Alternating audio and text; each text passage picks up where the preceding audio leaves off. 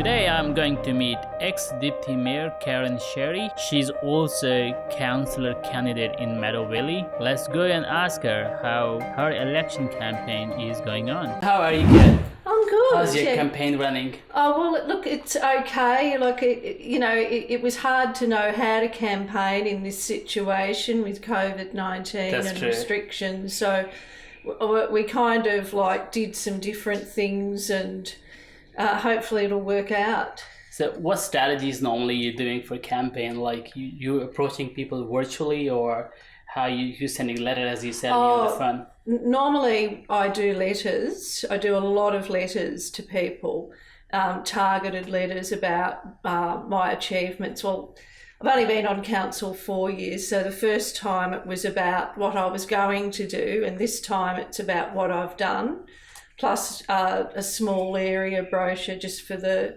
locality of where I live, and social media. It's very interesting, especially in this constituency, more than 20, I think, people running for election. Oh, yeah.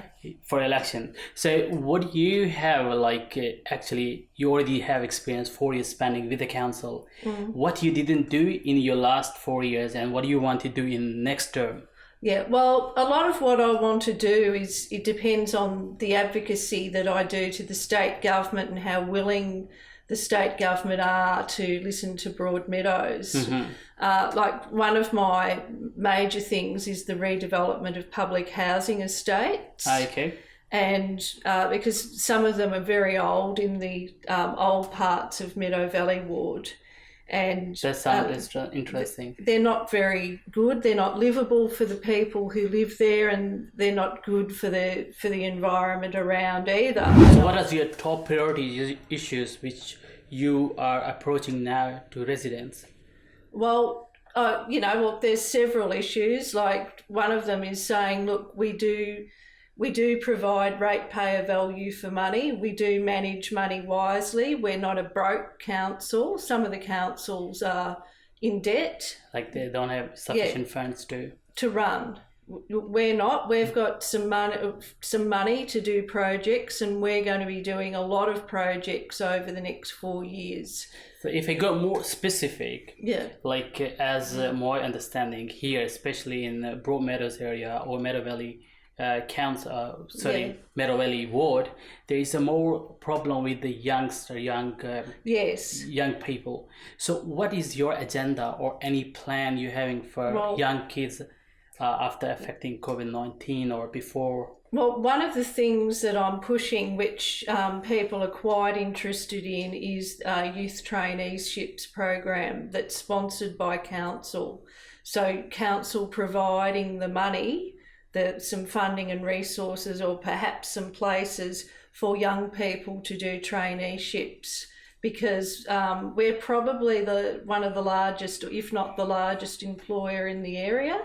So people will be looking to us for leadership. What are you doing for after COVID-19 for small businesses or individual to create jobs and reestablish business? One of the things that we did this year was do a COVID-19 response grants. Yep. And what we did with those is we did a lot of small business grants, and they were highly successful. And what we want to do is next time is have a look at the program. Yep. And then get some more uptake of it and get some more publicity for that, because some of the small businesses didn't know about them, but they were there. They were advertised on the website. So as you said, you were doing a lot, especially in the current year after COVID. So if what I learned from your profile, you had a portfolio of aged and disability support services, and plus community safety. What is your remarkable achievement you want to tell to residents now? You have done this when you had or took over this portfolio. Well, an achievement, I think, is that the fact that our seniors festivals programs have been so well taken up. People from out of the area come to those seniors events, and we have a really big seniors festival every October, plus a big community support program with meals Mm-hmm. and things like that. So I'm proud of that. And, I'm also proud of what we're going to do at Seabrook Reserve. Okay. And that is we're going to redo that. And where it comes in with disability Mm-hmm. is that some of the land that down there, and at the moment it's just a place where drug dealers go. Northern Thunder Rugby Club use it once a week for footy. That's great. But it's going to be redeveloped for the rugby league, NRL. Okay. And it's going to have a park. It's going to have barbecues, and one of the things is going to be disability housing there Mm-hmm. for people who are associated with bright industries.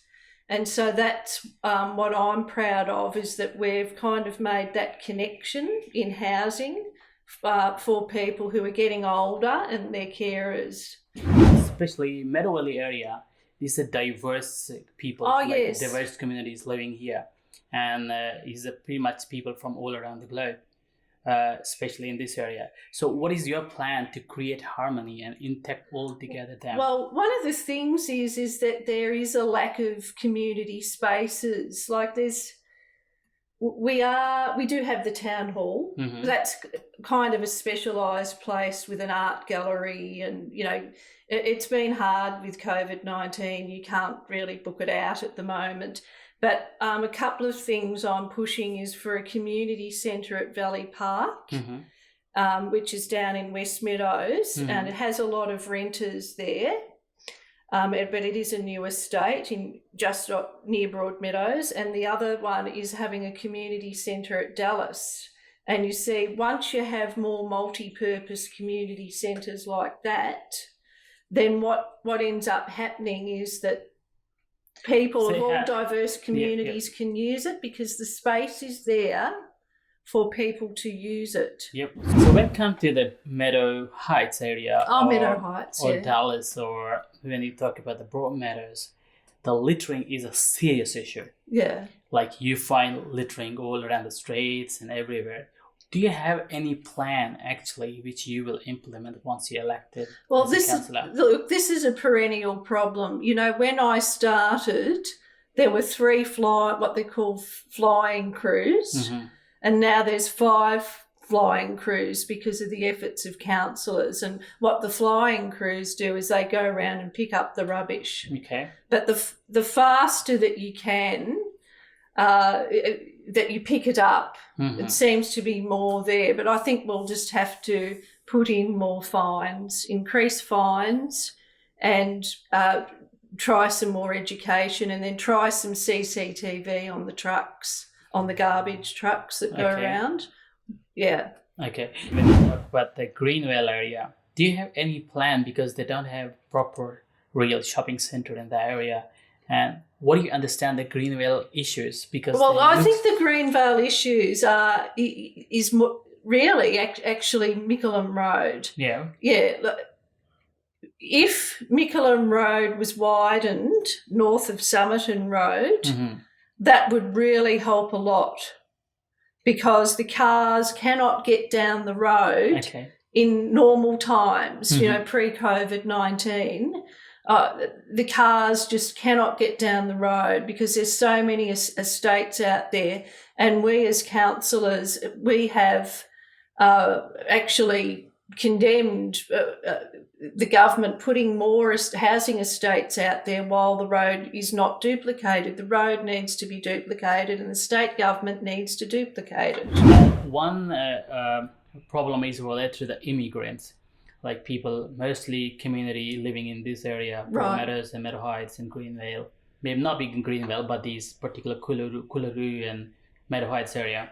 So immigrants have a major issue in finding jobs in the job market. Mm-hmm. They're having a degrees, they're having a certificates, because they don't have experience in Australia. It's very difficult for them to get into the market, into the job market. Mm-hmm. Do you have any particular plan for them? Well, there are those. Is it in your consideration? Yeah, look, one of the things is I've asked for this year is for scholarships through RMIT. Mm-hmm. Well, it could be RMIT, it could be Melbourne, could be another institution, but for council to provide some scholarships for people to do that conversion to courses, in a course where it's an area of skill that we require. So urban planning is one of those, or building, building surveying. Mm-hmm. Yeah, building inspection is a very lucrative thing, and you can't find a municipal building inspector for love or money. So if you really want to study something that's going to get you somewhere, mm-hmm. that is a good thing to do. But also urban planning, you cannot get statutory planners. So I've asked for that, and I'm also There are courses as well that are put on at Hume Global Learning Centre, which I don't know that people are that aware of. Where are those? They're kind of courses that they're once a week for several months, and what they do is they get people into the system in Australia about how to write your resume, who to contact, how to network. And we have those courses have been run at Hume Global Learning Centre for quite a while, but I don't know that people know about them. So you mean you're gonna provide awareness to the people, yes, especially? yes. Okay, Karen, what is your concern about Broadmeadow Station? It looks very old and ugly, and the fence is dirty. Whenever anyone passed through there, it looked like debris of rubbish or littering all around. Yeah, look, with the railway station, it's a perennial problem. It must have been an advocacy item for 20 or 30 years. We need a new railway station, and I think the best way that we can get that new railway station is to actually have those conversations with Melbourne Airport and the state government so that we can get the outer suburban rail loop quicker to Broadmeadows than 25 years from now. That's how you get your new station. It's a no-brainer to actually get the airport rail loop coming out to Broadmeadows because it's such a connection for country areas. Sure. Yep. And that type of thing. Okay, Karen. So last question. Sorry, I took a bit longer to you. So what message actually you want to give to residents of Meadow Valley? Really, they have to vote you. Right. I'd like you to consider re-electing me. I've got experience in the role now. I've got a really good handle on how council works, how we work with state government and with the federal government.